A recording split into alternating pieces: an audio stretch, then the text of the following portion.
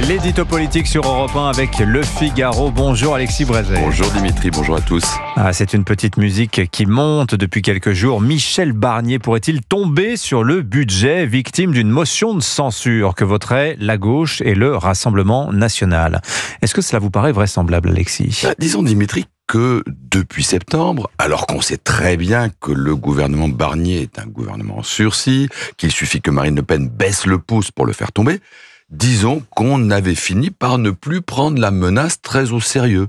L'idée s'était progressivement imposée que la censure n'était ni dans l'intérêt immédiat, ni dans les intentions de Marine Le Pen, et que, cas un cas, le gouvernement Barnier survivrait au moins jusqu'au printemps. Et là, c'est vrai qu'en quelques jours, tout a changé. Ressuscité par Sébastien Chenu et Jean-Philippe Tanguy, le duo de choc qui, en l'absence de Marine Le Pen, gère le groupe RN à l'Assemblée, relayé par Jordan Bardella, qui jusqu'ici semblait moins allant, explicitement évoqué hier par Marine Le Pen, la menace de la censure ne cesse de gagner du terrain. Éric Ciotti le voit venir, Jean-Luc Mélenchon la prophétise, même Emmanuel Macron s'en inquiète publiquement et en appelle à la stabilité. Bref, nul ne peut prétendre aujourd'hui avec certitude que Michel Barnier savourera la dinde et la bûche de Noël à l'hôtel de Matignon. Mais Alexis, pourquoi ce soudain durcissement de ton du Rassemblement national? Que s'est-il passé qui l'a fait changer d'avis? Il s'est passé, Dimitri, que Marine Le Pen et ses amis ont le sentiment, et vous savez en politique les sentiments comptent plus qu'on ne croit, non pas d'être maltraités par Michel Barnier, mais pire encore, parce que plus humiliant, de n'être pas traités du tout. Entre le RN et le Premier ministre, les choses n'avaient pourtant pas trop mal commencé. Rappelez-vous, lorsque le ministre de l'économie, Antoine Armand, avait exclu le RN de l'arc républicain, Michel Barnier l'avait sèchement recadré. Il avait pris la peine de téléphoner à Marine Le Pen pour l'assurer de sa considération, et elle avait publiquement salué cette marque de respect. Mais depuis, plus rien.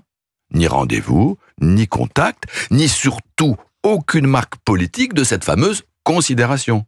Le RN n'a jamais été consulté sur le moindre texte, ses amendements ont tous été repoussés, ses propositions, même quand elles reprenaient le programme LR, systématiquement écartées.